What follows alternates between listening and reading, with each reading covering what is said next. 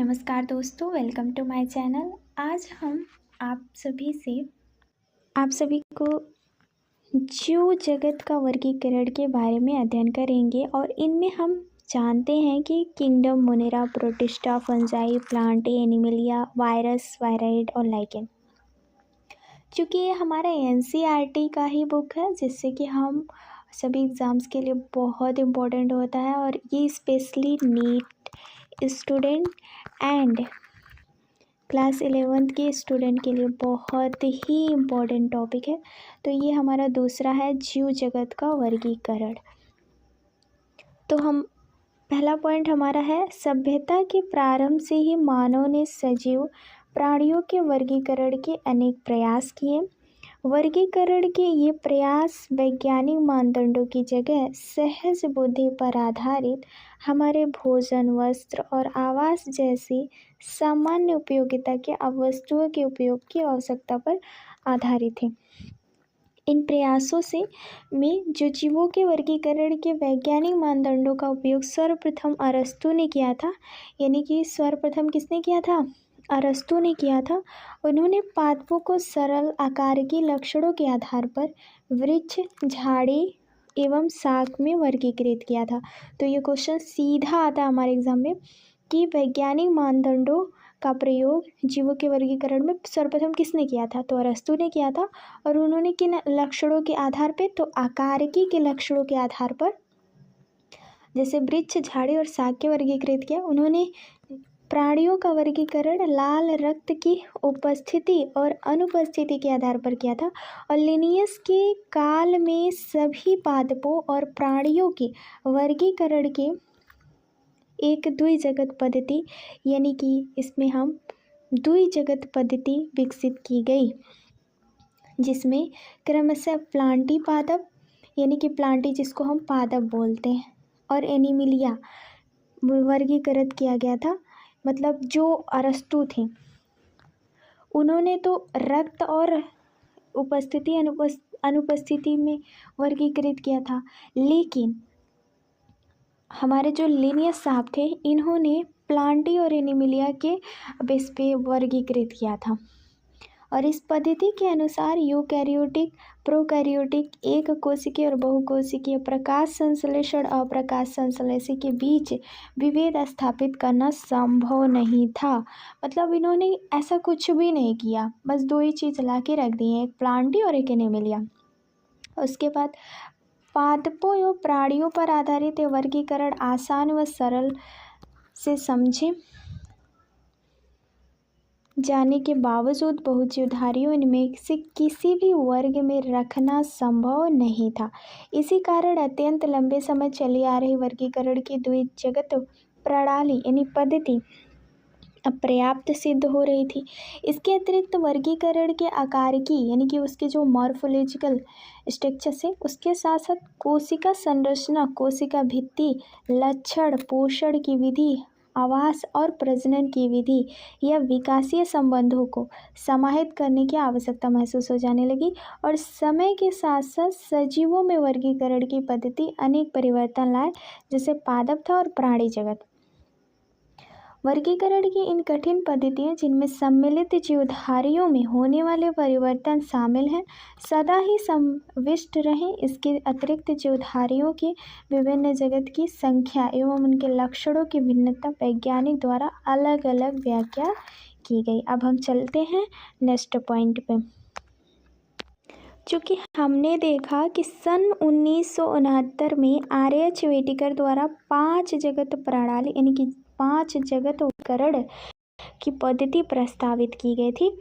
इस पद्धति के अंतर्गत जो जगत के नाम थे वो थे मोनेरा, प्रोटिस्टा, फंजाई, प्लांटी और एनिमलिया।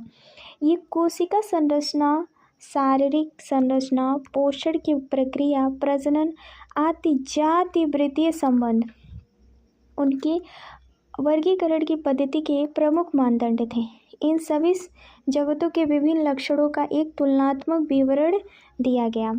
अब इनका जो हम 5 जगत प्रणाली के अंतर्गत देखते हैं तो ये हमारे 5 जगत हैं। अब इनमें कोशिका के प्रकार, मोनेरा में प्रोकैरियोटिक थे, कोशिका भित्ति सेलुलोज रही थी और अमीनो एसिड थे, और केंद्रक झिल्ली मोनेरा में अनुपस्थित था। काय संरचना कोशिकीय प्रकार की थी। पोषण की विधि स्वपोषण, संश्लेषी और प्रकाश संश्लेषी, परपोषी और परजीवी आकार के थे। प्रजनन कैसा था? संयुग्मन था। अब वही हम बात करते हैं प्रोटिस्टा में कोशिका के प्रकार। यूकैरियोटिक थी, कोशिका भित्ति कुछ में उपस्थित थी, केंद्रक झिल्ली उपस्थित थी। काय संरचना कोशिकीय स्तर की थी। पोषण विधि स्वपोषण पर प्रोटिस्टा में और तथा परपोषी थी। प्रजनन युग्मन और संयुग्मन दोनों तरीके का था। फंजाई की बात करें तो यूकैरियोटिक उपस्थिति, कोशिका भित्ति उपस्थित होता था, काइटिन युक्त होता था, सेलुलोज रहित होता था, और इसमें केंद्रक झिल्ली उपस्थित ही थे। और काय संरचना बहु कोशिक थी फंजाई में, और पोषण की विधि परपोषी, वृत्तपोषी और प्रजनन की विधि निषेचित था। अब वही बात करते हैं हम प्लांटी के बारे में। तो प्लांटी में जो कोशिका का प्रकार था वो यूकैरियोटिक था। कोशिका भित्ति सेलुलोज सहित थी क्योंकि उसमें सेलुलोज पाया जाता है। केंद्रक झिल्ली उपस्थित था। काय संरचना ऊतक अंग, ऊतक तंत्र, पोषण विधि स्वपोषी, प्रकाश संश्लेषी, प्रजनन निषेचन। वही बात अब करते हैं हम एनीमिलिया की। तो एनीमिलिया में भी यूकैरियोटिक कोशिका प्रकार था, कोशिका भित्ति अनुपस्थित होती है, केंद्रक झिल्ली उपस्थित थी, काय संरचना ऊतक अंग और अंगतंत्र थे, पोषण परपोषी, समपोषी, मृतपोषी, प्रजनन विधि निषेचित था। तो ये था हमारा पॉइंट। नेक्स्ट हम आते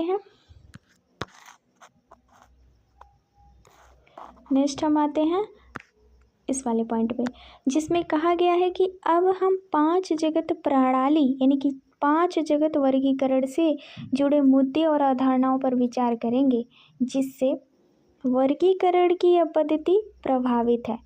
इससे पहले की वर्गीकरण पद्धति के अंतर्गत बैक्टीरिया, नीलहरित शैवाल, fungi, moss, fern, gymnosperm, angiosperm की पादपों के साथ रखा गया था। इस जगत के समस्त जीवों की कोशिकाओं में कोशिका भित्ति का उपस्थिति, रहना और समानता थी, जबकि उनके अन्य लक्षण एक दूसरे से एकदम अलग थे।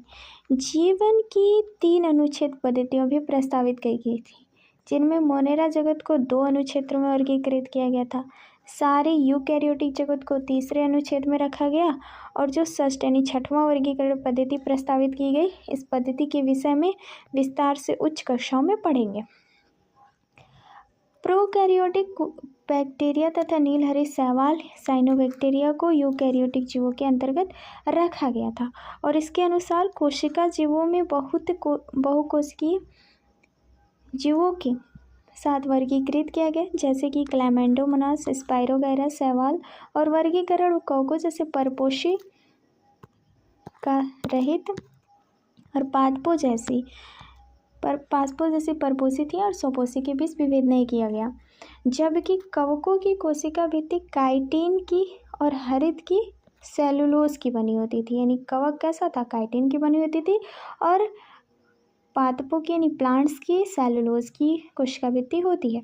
इन्हीं लक्षणों को ध्यान में रखते हुए कवकों को एक अलग यानी फंजाई में रखा गया, और प्रोकैरियोटिक जीवधारियों के साथ मोनेरा को एक कोशिकीय जीवधारियों के साथ प्रोटिस्टा के अंतर्गत रखा गया। प्रोटिस्टा जगत के अंतर्गत कोशिका भित्ति क्लैमेंडोमोनास और क्लोरेला, जिन्हें पहले पादपों के अंतर्गत सवाल में रखा गया था, पैरामीशियम और अमीबा, जिन्हें प्राणी जगत में रखा गया था, के साथ रखा गया। इनमें से कोशिका भित्ति नहीं पाई जाती है।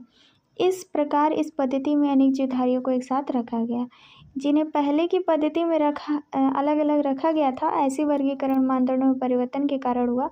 इस प्रकार परिवर्तन भविष्य में भी हो सकते हैं, जो लक्षणों को विकासीय संबंधों प्रति हमारी समझ को सुधार निर्भर करती है। अब बात करते हैं हम समय के साथ साथ वर्गीकरण की एक ऐसी पद्धति विकसित करने का प्रयास किया गया, न सिर्फ आकार की, कईक और प्रजनन संबंधित समानताओं पर आधारित, बल्कि जातीय, वृत्तीय और विकासीय संबंधों पर आधारित हो। जैसे कि इस अध्ययन में हम व्हिटेकर पद्धति के अंतर्गत मोनेरा, प्रोटिस्टा और फंजाई और लक्षणों का अध्ययन करेंगे। प्लांटी और एनिमिलिया जगत को हम नेक्स्ट वाले 2 अध्याय में देखेंगे। तो हमारा पहला है पॉइंट मोनेरा जगत, यानी सभी बैक्टीरिया मोनेरा जगत के अंतर्गत आते हैं। यानी जितने भी प्रकार के बैक्टीरिया हैं वो किसके अंतर्गत आते हैं? मोनेरा जगत के। ये सूक्ष्मजीवियों में सर्वाधिक संख्या में होते हैं और लगभग सभी स्थानों पर पाए जाते हैं। मिट्टी भर मुट्ठी में सैकड़ों प्रकार के बैक्टीरिया देखे गए हैं। ये गर्म जल के झरने, मरुस्थल, बर्फ, गहरे समुद्र, विषम और प्रतिकूल वास स्थानों पर एक दूसरे जीव मुश्किल से ही जीवित रह पाते हैं। कई बैक्टीरिया तो अन्य जीवों पर या उनके भीतर परजीवी के रूप में रहते हैं। बैक्टीरिया को उनके अनेक प्रकार के आधार पर 4 समूह में वर्गीकृत किया गया था। जैसे कि अगर हम बात करें, जो हमारा गोलाकार कोकस है इसे हम कोकाई कहते हैं। छाड़ाकार, जैसे इस फिगर में देखा गया, गोलाकार हम कोकाई कहते हैं। ये गोलाकार है, इसको हम क्या बोलते हैं? इसको हम गोलाकार कहेंगे, गोलाकार है। इसको हम क्या कहेंगे? कोकाई। छड़ाकार को हम बैसिलस कहते हैं। ये क्या है? ये है छड़ाकार। और ये है आपका स्पाइरल, कामा आकार के विब्रियो। कामा आकार जो होता है वो विब्रियो को कहते हैं, यानी ये क्या है? कामा आकार का है। और सर्पिलाकार, इसको हम सर्पिलाकार कहेंगे। इसको हम क्या कहेंगे? सर्पिलाकार कहेंगे। सर्पिलाकार है जिसको हम स्पाइरिला कहते हैं। तो अब बात करते हैं हम, ये भी संरचना में बैक्टीरिया अत्यंत सरल प्रतीत होते हैं, परंतु इनका व्यवहार अत्यंत जटिल होता है। चयापचय यानी उपापचय, इसको हम मेटाबॉलिज्म के अंतर्गत लेते हैं। मेटाबॉलिक, जिसमें 2 पार्ट होते हैं। एक होता है कैटाबॉलिक और एक होता है एनाबॉलिक, है ना।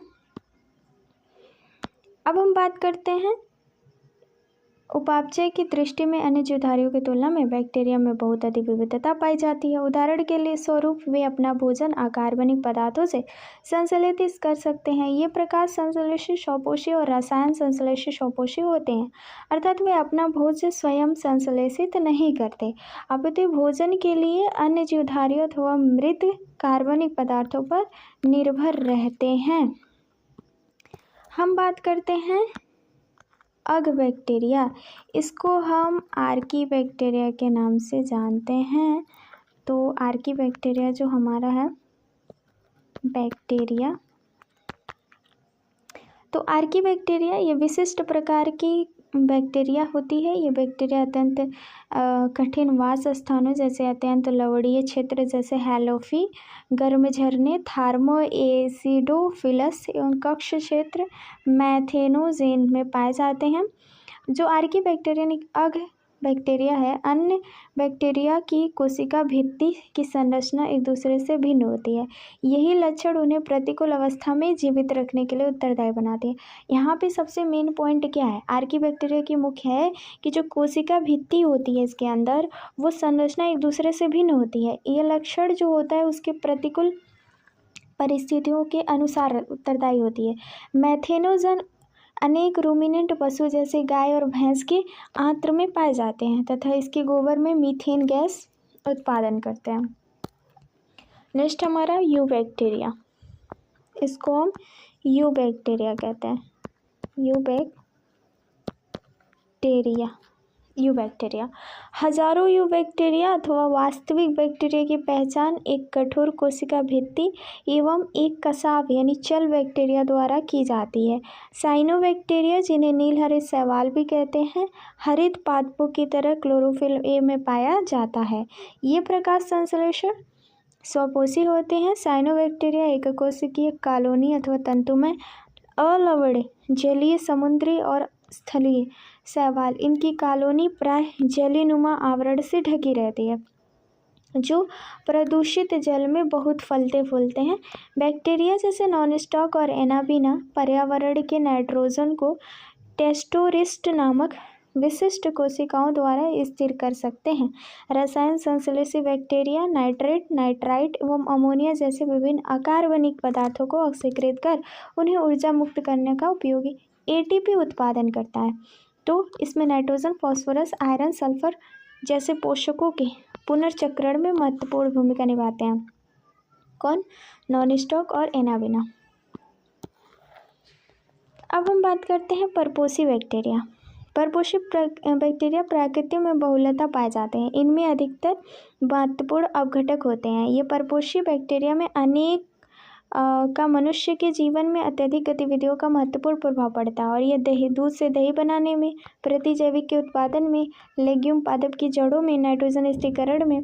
कुछ बैक्टीरिया रोगजनक भी होते हैं जो मनुष्य, फसलों, फार्म और पालतू पशुओं को हानि पहुंचाते हैं। बैक्टीरिया के कारणों में हैजा, टाइफाइड, टेटनस, साइट्रस कैंकर जैसी बीमारियां हो जाती हैं। जैसे कि आपको यहाँ पे नॉनस्टॉक का एक फिगर दिख रहा है। नेक्स्ट पॉइंट हम आते हैं, यहाँ एक विभक्त होता हुआ एक बैक्टीरिया है। कोशिका भित्ति से डीएनए और कोशिका झिल्ली अपना विभाजित कर रहा है। ये 1 से 2, 2 से 3 ऐसे बनता रहेगा। बैक्टीरिया प्रमुख रूप से कोशिका विभाजन द्वारा प्रजनन करते हैं। कभी कभी विपरीत परिस्थितियों में ये जीवाणु बनते हैं। ये लैंगिक प्रजनन भी करते हैं, जिनमें एक बैक्टीरिया से दूसरे बैक्टीरिया में डीएनए पुनर्स्थानांतरित होता है। माइकोप्लाज्मा ऐसी जीवधारी है जिसमें कोशिका भित्ति बिल्कुल नहीं पाई जाती, यानी कि नहीं पाई जाती। ये सबसे जीवित कोशिकाएं हैं जो ऑक्सीजन के बिना, यानी कि ऑक्सीजन के बिना भी जीवित रह सकती हैं। अनेक माइकोप्लाज्मा प्राणियों और पादपों के रोगजनक होती हैं। अब हम बात करते हैं फ्रेंड प्रोटिस्टा के बारे में, यानी जगत मोनेरा हो गया। अब हम बात करते हैं जगत प्रोटिस्टा के बारे में। तो ये सभी एक कोशिकीय यूकेरियोटिक प्रोटिस्ट के अंतर्गत रखा गया है, परंतु इस जगत को सीमाएं ठीक तरह से निर्धारित नहीं हो पाई। एक जीव वैज्ञानिक के लिए जो प्रकाश संश्लेषी प्रोटिस्टा है वही दूसरे के लिए एक पादप हो सकता है। क्राइसोफाइटा, डायनोफ्लैजिलेट, यूग्लेनॉइड, अवंपक, कवक, प्रोटोजोआ सभी को इस पुस्तक में प्रोटिस्टा के अंतर्गत रखा गया। प्राथमिक रूप से प्रोटिस्टा के सदस्य जलीय होते हैं। यूकैरियोटिक होने के कारण इनकी कोशिकाओं में एक सुसंगठित केंद्रक एवं अन्य झिल्लीबंद कोशिकांग पाए जाते हैं। कुछ प्रोटिस्टा में कसाव, यानी कि कुछ में क्या पाया जाता है, सिलिया पाया जाता है और कुछ में फ्लैजिला पाया जाता है। फ्लैजिला तो पाए जाते हैं। ये अलैंगिक कोशिका संलयन युग्मन है, जाइगोट बनने की विधि द्वारा लैंगिक जनन करते हैं। जैसे कि हमारा प्रोटिस्टा में फर्स्ट है क्राइसोफाइटा, तो प्रोटिस्टा के अंतर्गत आता है। ये इसके डाइटम और सुनहरे शैवाल डेस्मिड आते हैं। ये स्वच्छ जल एवं लवणीय समुद्री पर्यावरण दोनों में पाए जाते हैं। ये अत्यंत सूक्ष्म होते हैं तथा जलधारा के साथ निश्चित रूप से बहते हैं।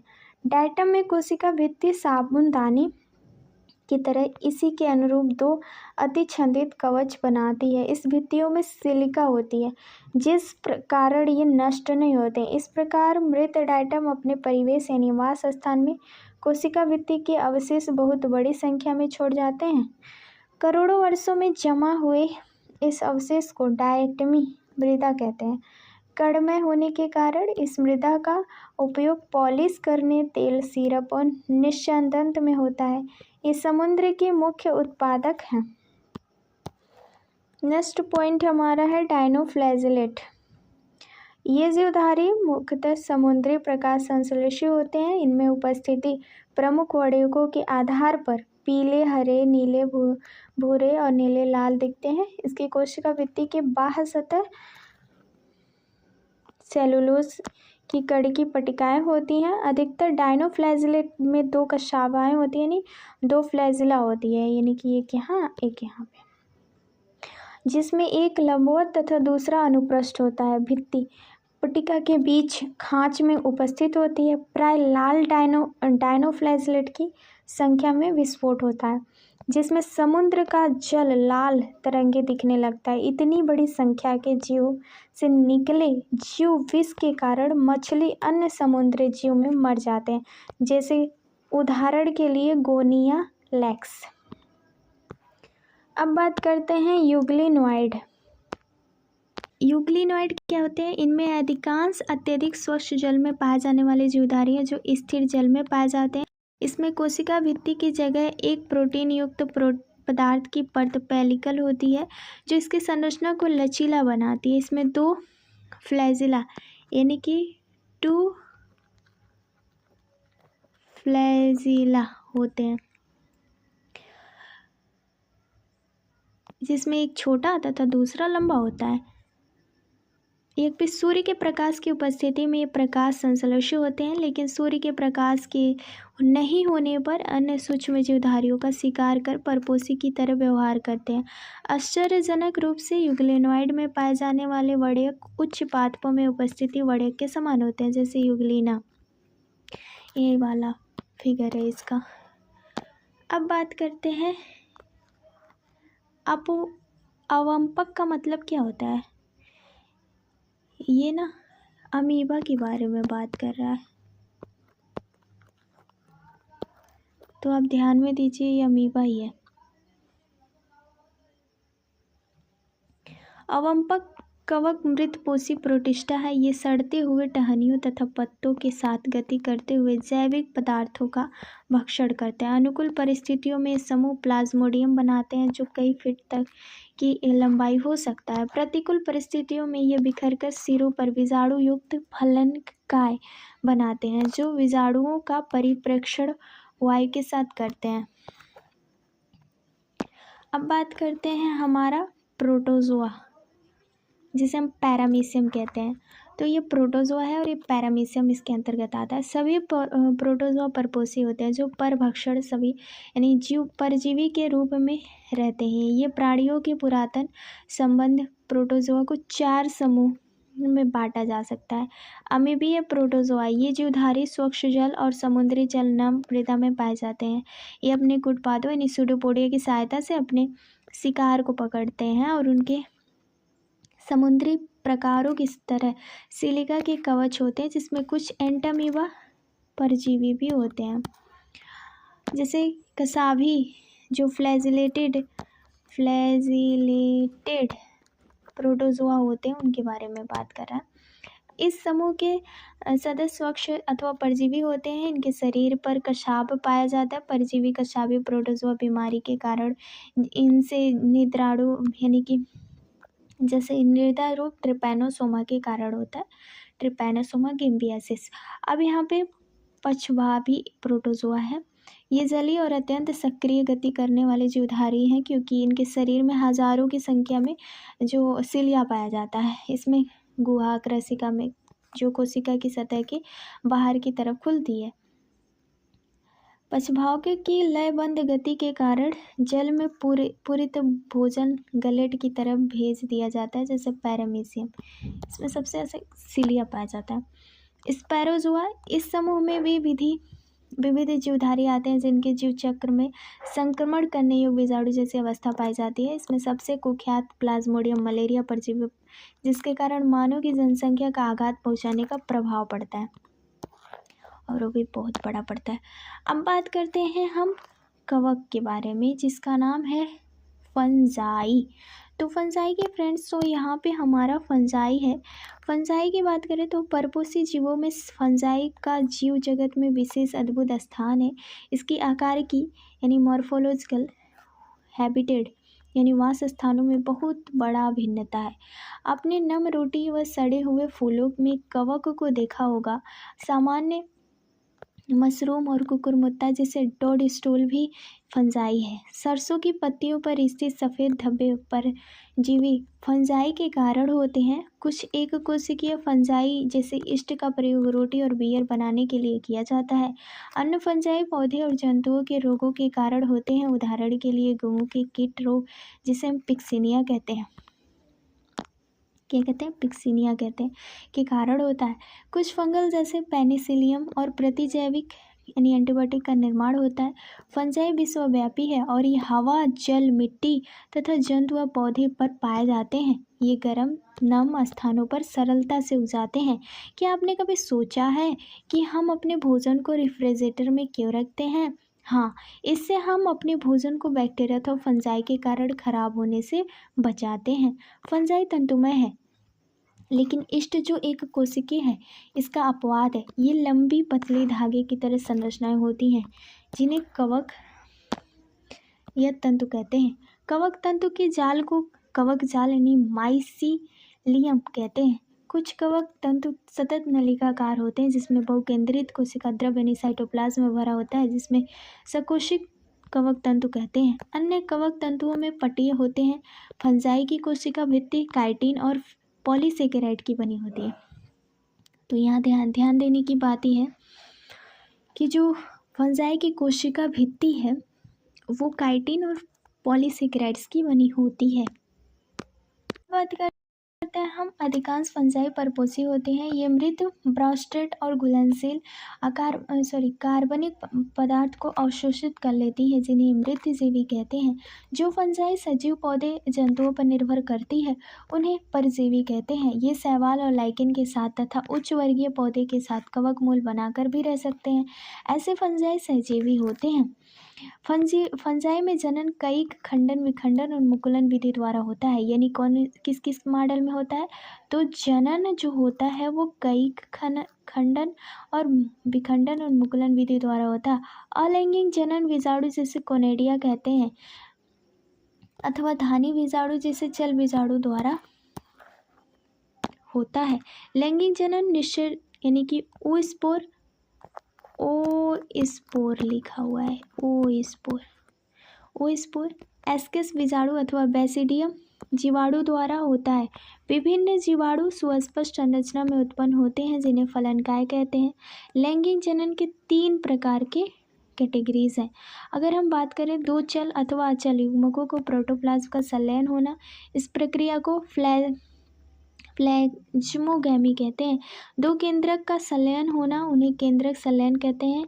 युग्मनज में मियोसिस के कारण अगुणित बीजाणु बनना, लैंगिक जनन में संयोजन संगम के दौरान जो 2 अगुणित कवक तंतु पास पास आते हैं वे संलयित हो जाते हैं।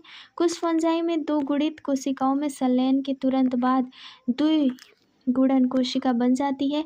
जबकि अन्य फंजाई एस्कोमाइसिटीज में एक मध्यवर्ती द्विकेंद्रीय अवस्था अर्थात एक कोशिका में 2 केंद्रक बनते हैं। अगर हम एस्कोमाइसिटीज की बात करें तो उसमें एक पाउडरी मिल्ड्यूस होती है,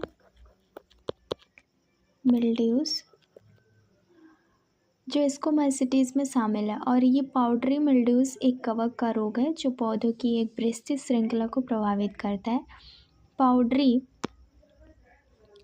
पाउडरी मिल्ड्यूस रोग कई अलग अलग प्रजातियों के कारण होता है। ये सामान्यतः गोलाकार सफ़ेद पाउडरी के धब्बे के रूप में शुरू होते हैं जो पत्ती और तने और कभी कभी फलों में दिखाई देते हैं। उदाहरण के लिए इरिसिफी पालगोनी द्वारा मटर में पाउडरी मिल्ड्यू रोग होता है ना। और एस्कोमाइसिटीज में एक मध्यवर्ती द्विकेंद्रित अवस्था N+N अर्थात एक कोशिका में 2 केंद्रक बनते हैं। ऐसी परिस्थिति को केंद्रक युग्मन कहते हैं और ये अवस्था को फंगस को द्विकेंद्रक प्रवस्था कहते हैं। बाद में पैतृक केंद्रक संलयन हो जाते हैं और कोशिका द्विगुणित बन जाती है। फंजाई फलनकाय बनता है जिसमें न्यूनीकरण विभाजन होता है। इसके कारण अगुणित बीजाणु बनते हैं।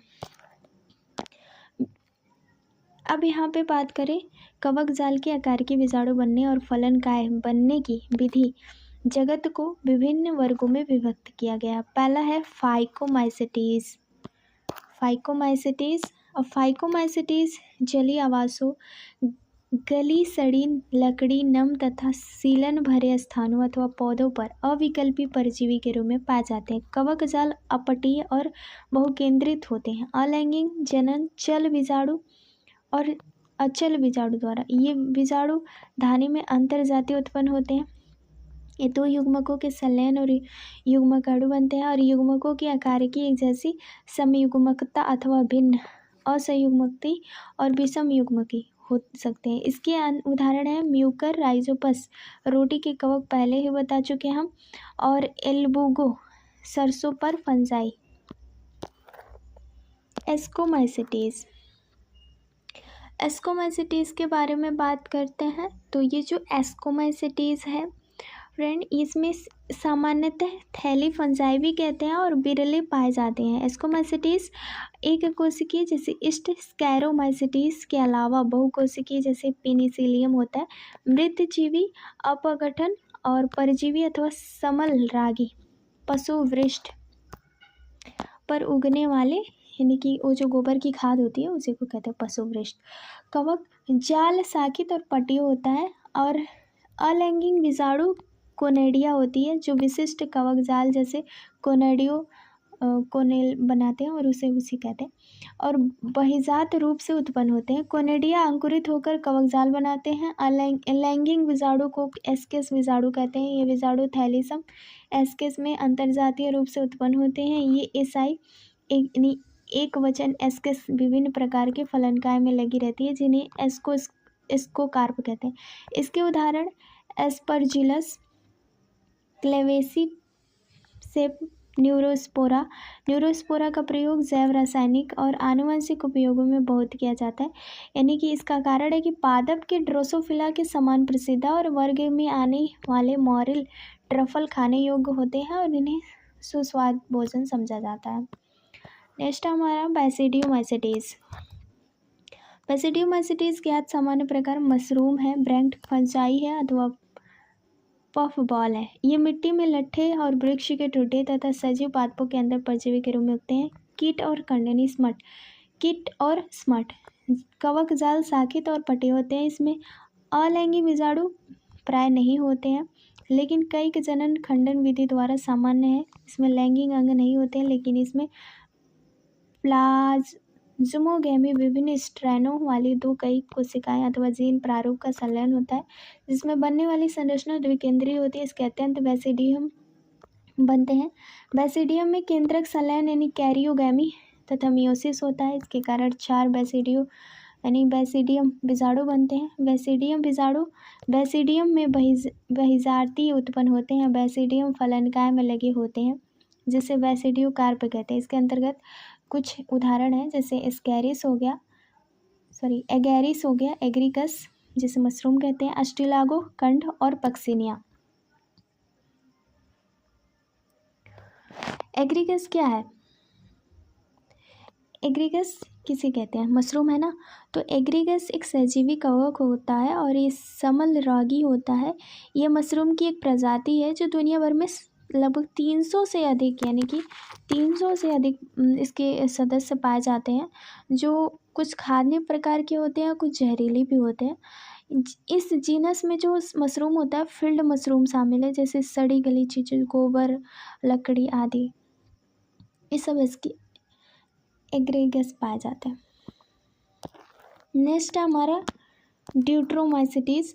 इसे प्राय अपूर्वक कवक भी कहते हैं क्योंकि इसकी केवल अलैंगिक कई प्रवस्था पाई जाती है। जब एक फंजाई की लैंगिक प्रवस्था की खोज की जाती है तो उसके उचित वर्ग में रखा जाता है। यह भी संभव है कि अलैंगिक कवक प्रवस्था को एक नाम दे दिया गया हो और ड्यूट्रोमाइसिटीज में रख दिया गया हो,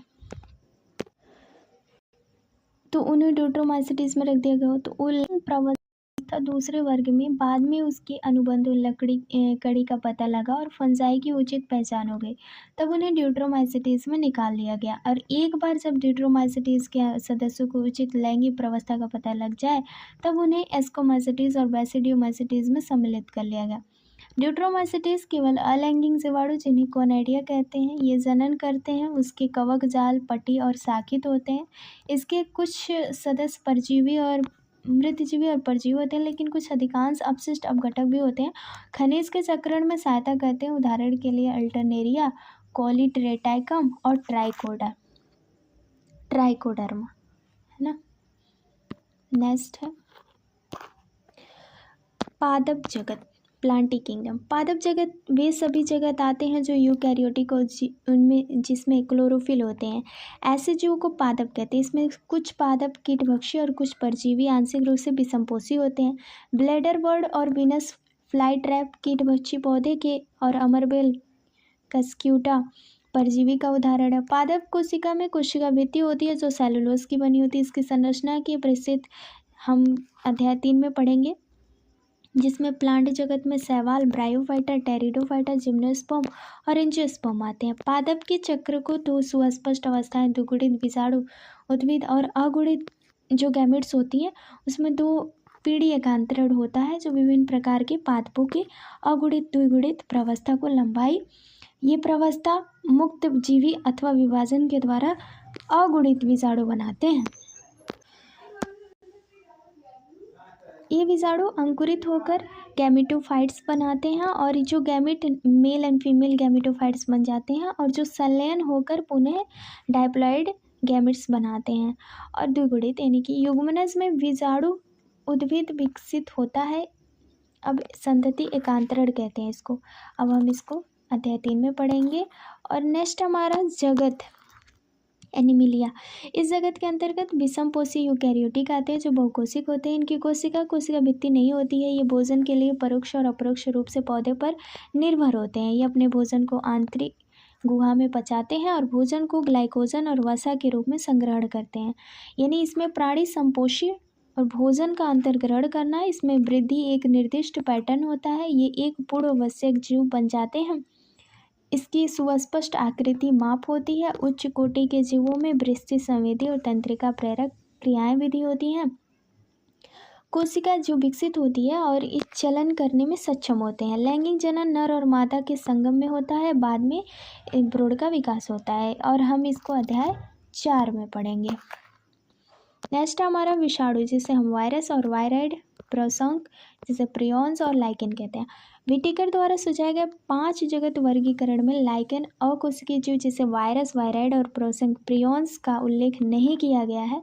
संक्षिप्त वर्णन नीचे दिया गया। यानी जब विटिकर ने 5 जगत प्रणाली बताई थी तो उसमें 5 इन सभी के बारे में नहीं बताया गया था। विषाणु के बारे में, वायराइड और प्रियॉन्स के, लाइकेन के बारे में नहीं बताया गया था ना। तो हम यानी हम सभी कभी ना कभी जुकाम, फ्लू ग्रस्त होते हैं। क्या आप जानते हैं कि इसका प्रयोग जानते हैं कि वायरस कैसे प्रभावित होता है? वायरस का वर्गीकरण में नहीं है क्योंकि ये वास्तविक जीवन नहीं है। वायरस क्या है? वास्तविक जीवन नहीं है। यदि हम यह मानते हैं कि सजीवों की कोशिका संरचना होती है तो वायरस अकोशिकीय जीव है। इसकी संरचना सजीव कोशिका के बाहर रवेदार होती है।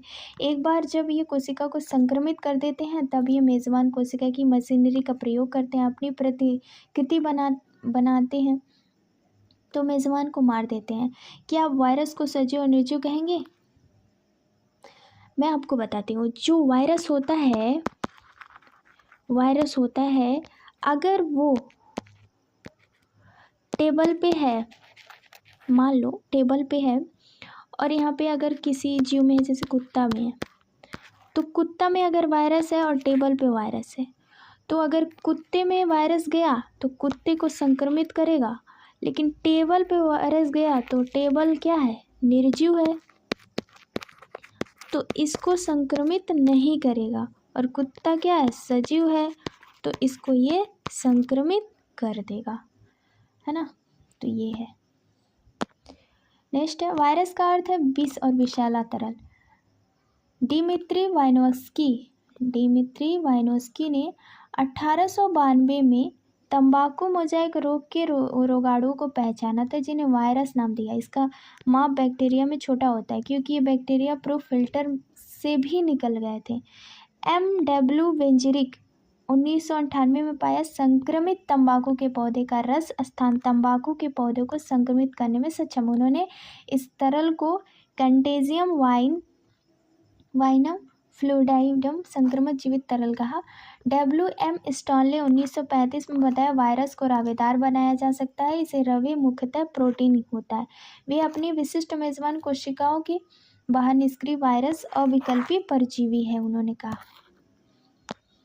वायरस में प्रोटीन के अतिरिक्त आनुवंशिक पदार्थ भी होता है जो RNA अथवा DNA हो सकता है। किसी भी वायरस में RNA अथवा DNA दोनों एक साथ नहीं होते। वायरस केंद्रक प्रोटीन न्यूक्लियो प्रोटीन अथवा इसका आनुवंशिक पदार्थ संक्रामक होता है। प्राय सभी पादप वायरस में एक लड़ी वाला RNA होता है और सभी जंतु वायरस में एक अथवा दोहरी लड़ी वाला RNA और DNA होता है, यानी डबल स्टैंडर्ड RNA और DNA होता है। बैक्टीरिया वायरस अथवा जीवाणु भोजी यानी बैक्टीरियोफेज वायरस जो बैक्टीरिया को संक्रमित करता है, यानी दोहरी लड़ी यानी डबल स्टैंड DNA वायरस होता है जो प्रोटीन के आवरण में अस्तर को कैप्सिड कहते हैं और ये छोटी छोटी उप इकाइयों जैसे प्रोटोकोसिक कैप्सोमियर कहते हैं, ये मिलकर बनता है। कैप्सिड न्यूक्लिक एसिड को संरक्षित करता है जो पटिकांश यानी कि कैप्सोमियर कुंडलित अवस्था यानी बहुफलन ज्यामितीय रूप से लगे रहते हैं। वायरस में मम्पस, चेचक, हर्पिस और इन्फ्लुएंजा नामक रोग हो जाते हैं। मनुष्य में एड्स भी वायरस के कारण होता है। पौधों में मोजाइक बनना, पत्तियों का मुड़ना, कुंचन, पीला होना, सिरा स्पष्टता बौना तथा अवरुद्ध वृद्धि होना इसके लक्षण है। अब बात करते हैं वायराइड। 1971 में टीओ डायनर ने एक संक्रामक कारक खोजा और वायरस में भी इसका छोटा यानी कि सबसे छोटा है। वायरस से भी छोटा होता है। इसके कारण पोटैटो स्पिंडल ट्यूबर रोग हो जाता है। वायराइड में RNA तथा प्रोटीन आवरण अस्तर जो वायरस में पाए जाते हैं इसका अभाव होता है, मतलब ना तो उसमें RNA पाया जाता है ना तो प्रोटीन आवरण, इसीलिए वायराइड के नाम से जाना जाता है। वायराइड के RNA का आणविक भार कम होता था। प्रोशंक यानी प्रियोन्स। आधुनिक चिकित्सा में कुछ संक्रामक न्यूरोलॉजिकल बीमारी असामान्य रूप से फोल्ड प्रोटीन कारकों द्वारा पोषित की गई। इन कारकों का आकार वायरस के आकार के समान था। इन कारकों को प्रोशंक कहा गया, प्रियोन्स कहते हैं। इस द्वारा प्राणियों में होने वाली सबसे उल्लेखनीय बीमारी बोवाइन स्पंजीफोन एन्सेफेलोपैथी, जिसमें आमतौर पर मवेशी यानी मैड काऊ रोग होता है प्रियोन्स के कारण, और मनुष्यों में इसका समान प्रकार CR जैकब रोग होता है। अब बात करते हैं हम लाइकेन के बारे में। तो लाइकेन शैवाल और कवक के सहजीवी सहवास और पारस्परिक सहयोगी सहवास हैं जो शैवाल घटक को शैवालांश अथवा कवक के घटक को माइक्रोवायलेंट कवकांश कहते हैं, जो क्रमशः स्वपोषी परपोषी होते हैं। शैवाल कवक फंजाई के लिए भोजन संश्लेषित करते हैं। कवक शैवाल के लिए आश्रय देता है, खनिज और जल अवशोषण करता है। यह सहवास और इतना घनिष्ठ है कि यदि प्रकृति में लाइकेन को देखा जाए तो अनुमान लगाना असंभव है। इनमें दो भिन्नता जीव हैं। लाइकेन प्रदूषण के बहुत अच्छे संकेतक होते हैं। ये क्वेश्चन बहुत बार पूछा जाता है। ये प्रदूषक क्षेत्र में नहीं उगते हैं, तो यही विशेषता है लाइकेन की। तो thank you for watching this videos. ये हमारा जीव जगत का वर्गीकरण कंप्लीट होता है। तो आई होप कि आपको बहुत अच्छे से समझ आया होगा। Thank you for watching this videos. Thank you very much.